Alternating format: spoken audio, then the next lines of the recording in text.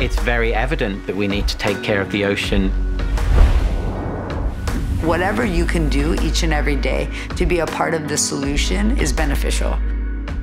Surfers want to protect and make sure that plastic and things aren't entering into the ocean. It's easier to be inspired by people that are making conscious choices that lessen their impact on the environment. Maybe some of that can come from what we're doing and from these products.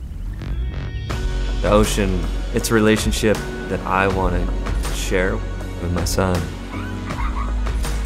I saw him start picking up trash. I didn't ask him to, and he just started doing exactly what I did. If we want to continue to be here, we really have to reverse a lot of the damage that we started to create.